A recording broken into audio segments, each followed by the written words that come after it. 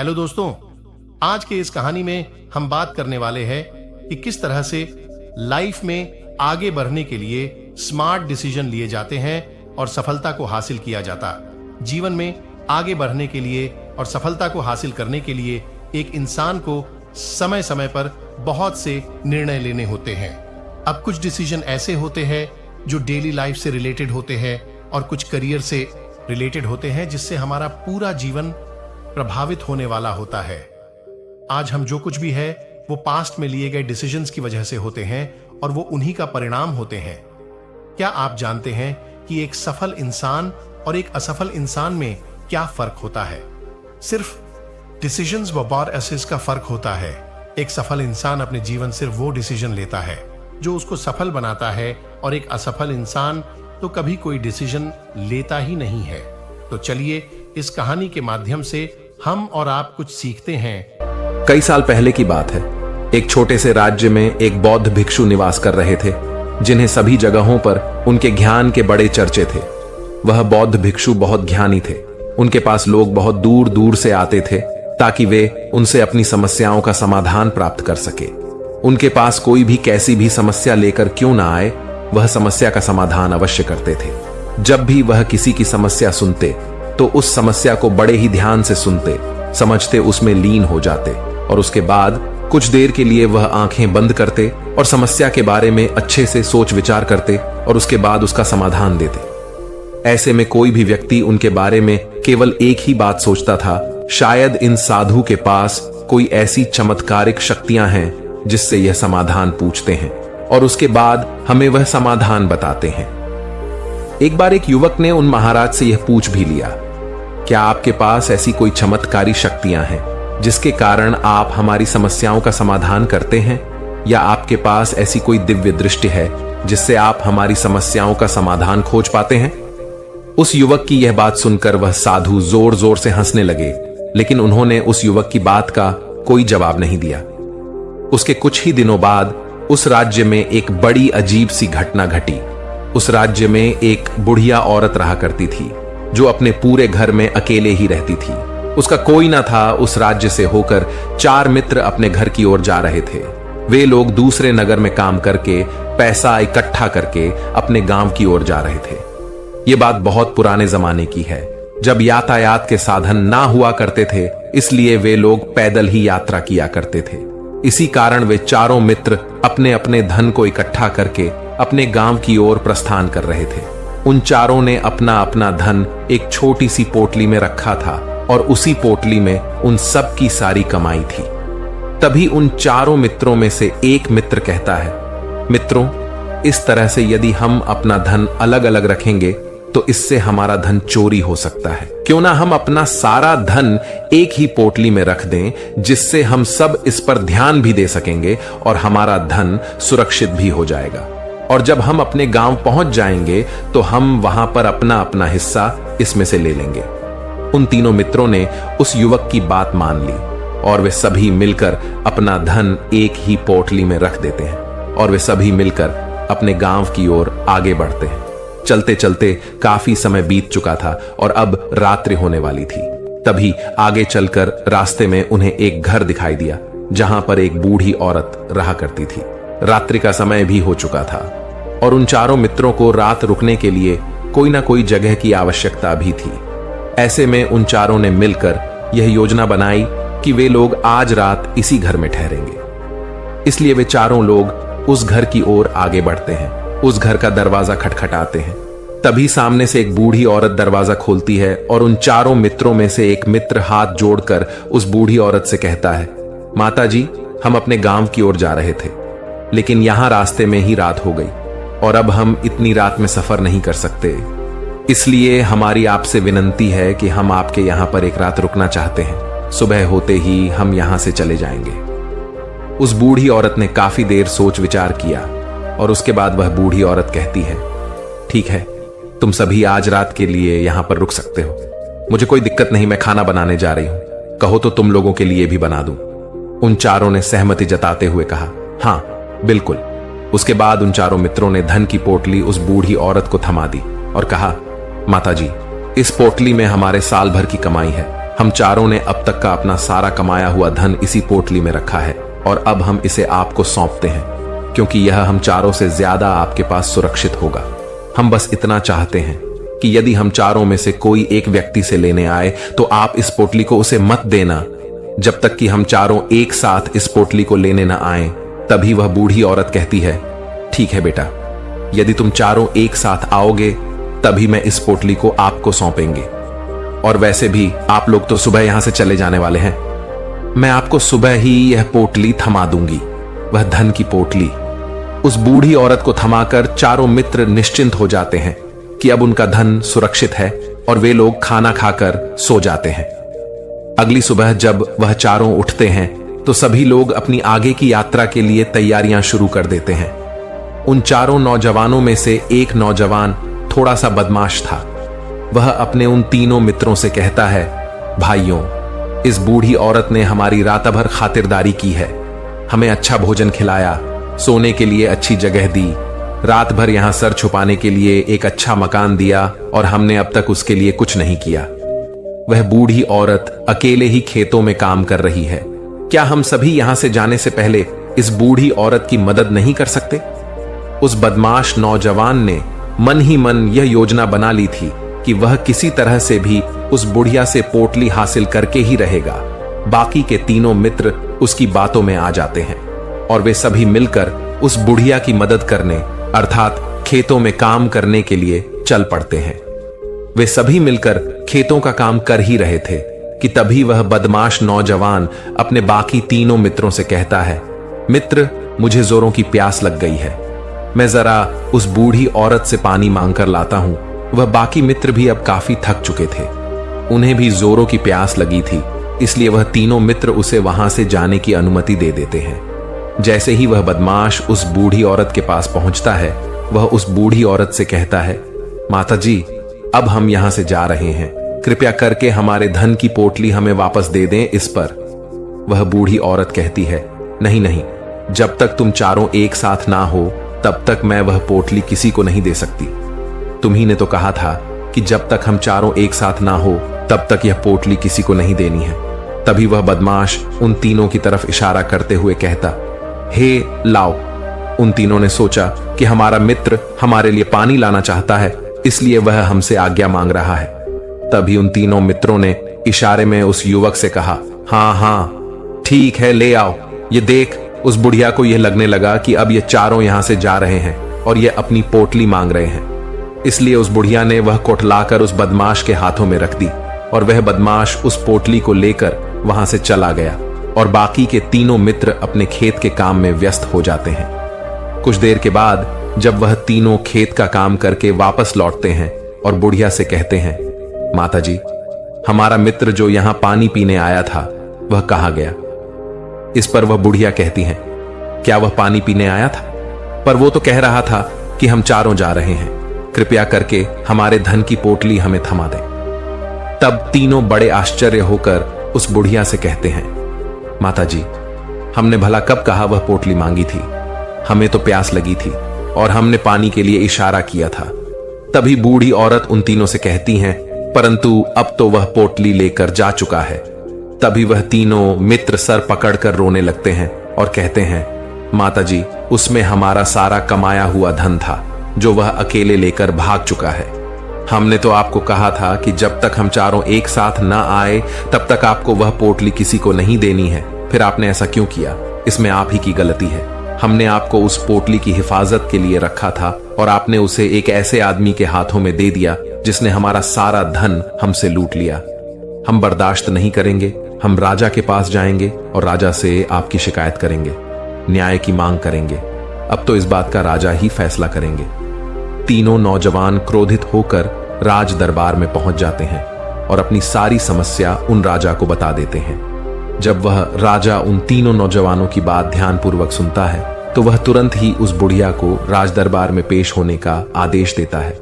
राजा के आदेश पर राजा के सैनिक तुरंत ही उस बूढ़ी औरत को राज दरबार में पेश करते हैं और राजा भरी दरबार उस बूढ़ी औरत को दोषी करार कर देता है और कहता है, तुम्हें वह पोटली उस अकेले व्यक्ति को नहीं देनी चाहिए थी।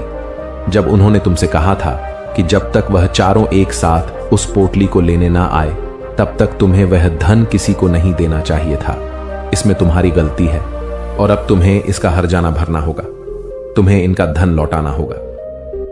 राजा का यह आदेश सुनकर बूढ़ी औरत फूट फूट कर रोने लगती है और राजा से मदद की गुहार लगाती है और कहती है, हे राजन, मैं तो एक बूढ़ी औरत हूं और मेरे पास इतना धन नहीं है और ना ही मेरे घर में कोई ऐसा है जो धन कमाता हो। मेरे पास इतना धन नहीं कि मैं इनका धन लौटा सकूं। मैं तो अकेली हूं, बेसहारा हूं, कृपा करके मुझ पर रहम करे। लेकिन राजा उस बूढ़ी औरत की एक नहीं सुनता। वह बूढ़ी औरत रोते हुए अपने घर की ओर जा रही थी। ये सोच रही थी कि आखिर मैं इतना धन कहां से लाऊं, कि कैसे मैं उन लोगों का यह धन उन्हें लौट आऊंगी। मेरे पास इतना धन नहीं है। मैं क्या करूं, कैसे करूं, कहां से लाऊं इतना धन? यदि मैंने उनका धन नहीं लौटाया तो मुझे राजा मार डालेगा। वैसे भी मेरी ही गलती है। जब उन चारों ने मिलकर मुझसे कहा था कि जब तक हम चारों एक साथ ना आए तब तक वह पोटली किसी को नहीं थमानी है, फिर भी मैंने वह पोटली केवल उस एक व्यक्ति को थमा दी। इसमें गलती तो मेरी ही है। वह रोते रोते ये सारी बातें सोचते हुए अपने घर की ओर जा रही थी। तभी रास्ते में उस बूढ़ी औरत को वहीं संत मिले जो उस नगर में किसी भी समस्या का समाधान बड़ी ही सरलता और सहजता से करते हैं। उन्होंने उस बूढ़ी औरत से कहा, क्या बात है बेटी, क्यों रो रही हो? इस पर वह बूढ़ी औरत उस संत को सब कुछ सच सच बता देती है और कहती है, हे महाराज, इसमें गलती तो मेरी ही है। उन चारों ने तो पहले ही कहा था कि जब तक वे चारों एक साथ ना आए तब तक वह पोटली मुझे किसी को नहीं देनी है। लेकिन मेरी हिम्मत मारी गई थी जो मैंने वह पोटली केवल एक व्यक्ति को थमा दी और वह उनका सारा धन लेकर वहां से भाग गया। लेकिन अब मुझे यह समझ नहीं आ रहा कि मैं वह सारा धन कहां से लाऊं, कैसे जुटाऊं। मेरे पास इतना धन नहीं है और राजा ने तो आदेश भी दे दिया है कि मुझे उनका धन लौटाना ही पड़ेगा। लेकिन मैं यह समझ नहीं पा रही कि इतना सारा धन मैं कहां से लाऊंगी। तभी वह संत उस बूढ़ी औरत से कहते हैं, शांत हो जाओ, मैं कोई ना कोई रास्ता जरूर निकाल लूंगा। इतना कहकर वह संत वहीं पर बैठ जाते हैं, ध्यान करने लगते हैं। कुछ देर के लिए आंखें बंद कर सोचते हैं, विचार करते हैं। मौन रहकर वह समस्या का समाधान निकालते हैं और उसके बाद वह उस बूढ़ी औरत से कहते हैं, बेटी, राजा ने फैसला किया है, वह बिल्कुल गलत है। आपने जो किया इसमें आपकी कोई गलती नहीं है। राजा का फैसला गलत है। उन संत के इतना कहने पर बूढ़ी औरत चुप हो गई और यह सोचने लगी कि आखिर राजा का फैसला कैसे गलत हो सकता है। राजा तो सभी के लिए न्याय ही करते हैं और वह कभी किसी का बुरा नहीं करते। फिर आखिर आज राजा का फैसला कैसे गलत हो गया? उन संत और उस बुढ़िया की बात आसपास के खड़े लोग सभी लोग सुन रहे थे और वे लोग भी बड़े अचरज में थे, क्योंकि राजा का फैसला कैसे गलत हो सकता है। राजा ने तो बिल्कुल सही फैसला लिया है। इस बूढ़ी औरत ने ही गलती की है, उन चारों का धन केवल एक ही को थमा दिया। ऐसे में इस बुढ़िया को उनका धन तो लौटाना ही चाहिए। राजा ने गलत फैसला कहा किया है। तभी वह संत उस बूढ़ी औरत से कहते हैं, जाओ और राज दरबार में कह दो कि हे राजन, आपका फैसला गलत है और सही क्या है, गलत क्या है, इसका फैसला मैं करूंगा। पहले तो बूढ़ी औरत इतनी हिम्मत ही नहीं जुटा पा रही थी कि वह राज दरबार में जाकर भरे राज दरबार में राजा को यह कह सके कि राजन, आपका फैसला गलत है। लेकिन जैसे तैसे उसने हिम्मत जुटाई और वह वापस राज दरबार लौटी। उसने डरते हुए भरे राज दरबार राजा से बड़ी थर्राती आवाज में कहा, हे राजन, आपने जो फैसला किया है वह फैसला गलत है। इतना कहकर उसने राजा को सारी बात सच सच बता दी। उस बूढ़ी औरत की बात सुनकर राजा बहुत क्रोधित हुआ। राजा ने उस बूढ़ी औरत से कहा, कौन है वह संत जिसने मेरे फैसले को गलत बताया है? क्या उन्हें नहीं लगता कि मैंने सही निर्णय लिया है? मैं हर रोज कई निर्णय लेता हूं, कई फैसले करता हूं, लेकिन आज तक कभी किसी ने मुझसे यह नहीं कहा कि मेरा फैसला गलत है। यदि उन संत ने मुझे सही फैसला न सुनाया, उन्हें फांसी की सजा दे दूंगा। यह बात पूरे नगर में फैल गई। सभी लोग यह जानने के लिए हैरान थे कि आखिर वह साधु ऐसा कौन सा फैसला सुनाने वाले हैं जो राजा से भी उचित होगा, जिसमें सबके लिए न्याय होगा। राजा ने अपने सैनिकों को तुरंत ही आदेश दिया कि जाओ और संत को राज दरबार में लाओ। राजा की आज्ञा के अनुसार वे सैनिक तुरंत ही उन संत को लेने के लिए निकल पड़े। वे लोग कुछ ही देर बाद उन संत को लेकर राज दरबार पहुंचे। राज दरबार में सभी लोग उपस्थित थे और सभी लोग उन संत के फैसले का इंतजार कर रहे थे। उन संत को देखकर राजा कहता है, महाराज, आपको ऐसा क्यों लगता है कि हमने जो फैसला किया है वह गलत है? इस बुढ़िया ने यह वादा किया था कि वह चारों लोगों को एक साथ ही वह पोटली जमाएगी, फिर आखिर उसने अपना वादा क्यों तोड़ा? इसने यह गलती क्यों की कि इसने केवल एक ही को पोटली थमा दी और वह उनका सारा धन लेकर यहां से भाग गया? तो क्या इसमें इसकी गलती नहीं है? क्या इससे इनका धन नहीं लौटाना चाहिए? इस पर वह साधु बड़ी विनम्रता से राजा से कहते हैं, हे राजन, यह आपका फैसला था, लेकिन मैं आपसे कुछ कहना चाहता हूं। इस पर राजा कहता है, ठीक है, कहिए आप क्या कहना चाहते? इस पर वह साधु बड़ी विनम्रता से राजा से कहता है, हे राजन, जैसा कि वादा किया गया था कि पोटली एक साथ उन चारों को ही दी जाएगी, तो अभी तो ये केवल 3 है, चौथा कहां है? तो इनसे कहिए कि ये लोग यहां से वापस जाएं और अपने उस चौथे मित्र को यहां लेकर आए, तभी इनका धन वापस किया जाएगा। और वादा भी ऐसा ही किया गया था कि जब तक चारों लोग एक साथ ना हो तब तक उनका धन उन्हें नहीं लौटाया जाएगा। और यदि यह बूढ़ी औरत इन तीनों को धन लौटा देती है तो ये बूढ़ी औरत अपना वादा तोड़ देगी, और ये सही नहीं है। इसलिए यदि आप चाहते हैं कि इनका धन लौट आया जाए तो पहले इनसे कहिए कि ये लोग जाएं और अपने उस चौथे मित्र को यहां पर वापस ले आए। उस राज दरबार में हर कोई इस बात को सुनकर बहुत खुश हुआ। सभी ने उन संत की बहुत तारीफ की। राजा भी उन संत के इस फैसले से पूरी तरह से सहमत था। राजा तुरंत ही उन संत के सामने सिर झुका लेता है और हाथ जोड़कर उनसे कहता है, हे महाराज, आपका यह फैसला इतना सही कैसे हो सकता है? आखिरी बात मेरे दिमाग में आई क्यों नहीं? मैंने इस बात को इस तरह से सोचा क्यों नहीं? तभी वह साधु उस राजा से कहते हैं, हे राजन, आपके पास और भी काम होते हैं। आप दिन भर व्यस्त रहते हैं और आपको जल्दबाजी में फैसले लेने पड़ते हैं। आपने इस मामले को सुना समझा, लेकिन इसे देखने में आप गलती कर गए। इससे आपने केवल ऊपरी तौर पर देखा। आपने इसकी गहराई तक जाने का प्रयास तक नहीं किया। यदि आपने इस मामले की गहराई को देखा होता, समझा होता, तो आप भी इसी नतीजे पर आते। जब तक हम किसी मामले की गहराई तक नहीं जाते, तब तक हम उसका सही समाधान नहीं निकाल सकते। लेकिन हम में से अधिकांश लोग तो अपने फैसले केवल जल्दबाजी में लेना चाहते हैं, भले ही वह मामला कितना भी गंभीर क्यों ना हो। हमें तो बस अपना हक चाहिए, हमारा नाम होना चाहिए, भले ही फैसला हमारे लिए आगे चलकर हमारे लिए नुकसानदायी क्यों ना हो। लेकिन हम तो उस मामले की गहराई तक जाने के लिए सोचते तक नहीं। तभी वह राजा उन संत से कहता है, हे महाराज, क्या आपके पास कोई दिव्य शक्तियां हैं? क्या आपके पास ऐसी कोई चमत्कारिक शक्ति है जिसे आप सवाल करते हैं और बदले में वह आपको जवाब देती है, जिस कारण आप सटीक और सही समाधान बता पाते हैं? राजा की यह बात सुनकर वसंत मुस्कुराने लगे और राजा से कहते हैं, हे राजन, यह सवाल मुझसे कई लोगों ने पूछा है और मैंने कभी किसी का कोई जवाब नहीं दिया। लेकिन आप इस राज्य के राजा हैं, इसलिए मैं आपके इस प्रश्न का उत्तर देता हूं। आप में से कई लोगों को यहां ऐसा लगता है कि मेरे पास कोई ऐसी शक्तियां हैं जिससे मैं बात कर सकता हूं, जिससे मैं कोई भी समस्या का समाधान पा सकता हूं। लेकिन मैं आप लोगों को एक बात सच सच बता देता हूं, मेरे पास ऐसी कोई शक्तियां नहीं हैं। मैं तो केवल हर मामले की गहराई तक सोचता हूं, उस बात पर विचार करता हूं, और जब मैं विचार करता हूं तो मेरे सामने कई सारे समाधान आते हैं, और जो समाधान मेरे सामने आते हैं मैं उन पर भी विचार करता हूं, उनके बारे में भी गहराई तक जाता हूं। और जब मुझे लगता है कि इस समस्या का समाधान यही होना चाहिए, तभी मैं समाधान उस व्यक्ति को देता हूं ताकि वह अपनी समस्या का समाधान कर सके। अब आप ही सोचिए, आप जल्दबाजी में यह फैसला लेकर इस बुढ़िया का जीवन पूरी तरह से बर्बाद कर देते। हमारा पूरा जीवन केवल एक फैसले पर निर्भर करता है। यदि वह फैसला सही हुआ तो हमारा जीवन अच्छा बन जाएगा, और यदि वह फैसला गलत निकला तो हमारा जीवन नर्क से भी बदतर हो सकता है। इसलिए यदि आप सही और सटीक फैसला लेना चाहते हैं तो आपको मौन रहना सीखना पड़ेगा।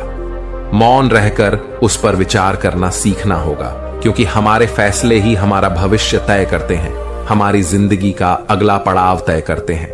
फिर चाहे वह फैसले छोटे हों या बड़े, वे ही हमारी जिंदगी को निर्धारित करते हैं। इसलिए सबसे पहले हमें सही फैसले लेने के लिए मौन रहना सीखना आवश्यक है, उन पर विचार करना आवश्यक है। और जब आप ऐसा करते हैं तो आपके सामने एक ही समस्या के कई सारे समाधान निकल कर आते हैं। और जब आप उन पर गौर करेंगे तो आपको यह समझ में आएगा कि उन फैसलों का समाधान कैसा होना चाहिए, कि समाधान से आपको क्या फायदा होगा और क्या नुकसान होगा, या उस समाधान पर सोच और विचार करने पर ही आप उसे समझ सकते हैं। और तभी आप यह निर्णय भी ले सकते हैं कि क्या यह समाधान उचित रहेगा या नहीं।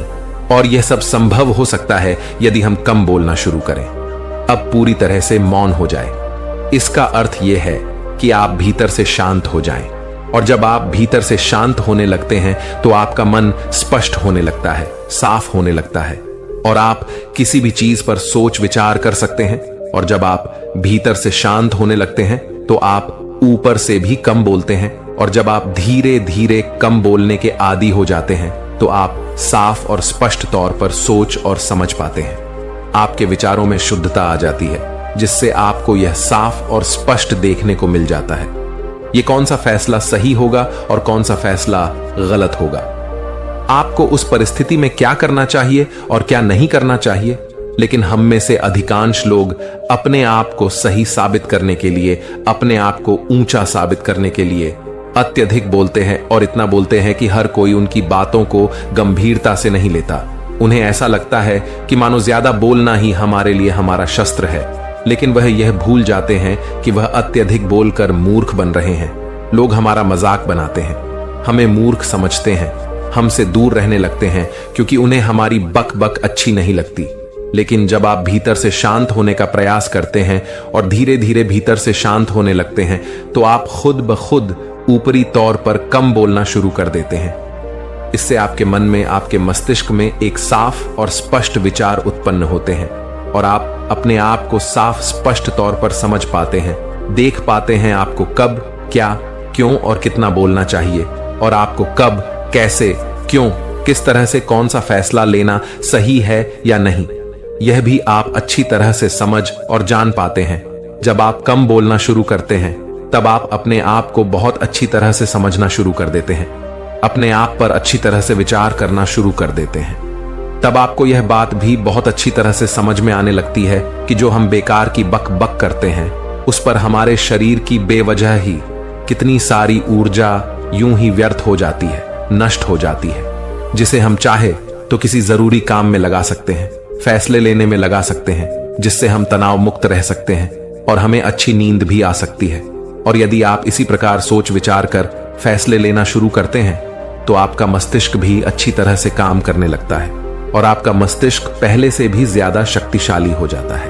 और इसका एक बहुत अच्छा उदाहरण भी आपको मैं बताना चाहूंगा। जब आप स्कूल में पढ़ते थे या फिर आज भी आप पढ़ रहे हो तो आपने देखा होगा कि जो बच्चे होनहार होते हैं, होशियार होते हैं, वे लोग बहुत कम बातें करते हैं और अपना समय सही चीजों में लगाते हैं। वह अधिकांशतः अपना समय मौन होकर ही बिताते हैं। इसी वजह से वह पढ़ाई करने में बहुत तेज होते हैं। वह जो कुछ भी पढ़ना चाहते हैं वह उसे याद कर ले जाते हैं। लेकिन वहीं पर दूसरी तरफ जो लोग बहुत अधिक बोलते हैं, यदि आप उन्हें पूरे 24 घंटे भी दे दें तो भी वह उस तरह से उन चीजों को याद नहीं रख सकते जिस तरह से वह मौन रखने वाले बच्चे उन बातों को याद कर लेते हैं। और महान चाणक्य ने भी यही कहा है कि जो व्यक्ति ये समझ जाता है कि उसे कब, कहां और कितना बोलना चाहिए, उस व्यक्ति को सफल होने से कोई नहीं रोक सकता। और आप इतिहास उठाकर देख सकते हैं, आज तक जो भी लोग महान हैं, जो लोग भी सक्सेसफुल बने हैं, उन लोगों की आदत बहुत कम बोलने की है। उनका पूरा ध्यान केवल अपने लक्ष्य पर होता है और अपना पूरा समय वह अपने लक्ष्य को पाने में ही लगा देते हैं। इसीलिए आपको भी यह आदत अपने जीवन में उतारनी चाहिए। और कम बोलने का अर्थ यह नहीं कि आप ऊपर से कम बोलें, बल्कि आप भीतर से कम बोलिए, भीतर से शांत रहिए। यदि आप रोज इसका अभ्यास करते हैं तो केवल कुछ दिनों में ही इससे होने वाले लाभ आपको आपके सामने नजर आने लगेंगे। दोस्तों, आपने आज के इस वीडियो से क्या सीखा वह मुझे आप कमेंट में बता सकते हैं। इसी के साथ मैं उम्मीद है कि आपको आज की वीडियो पसंद आई होगी, तो इस वीडियो को उस इंसान को शेयर करें जिससे ये कहानी सुनने की जरूरत है, और उसी के ठीक बाद चैनल को सब्सक्राइब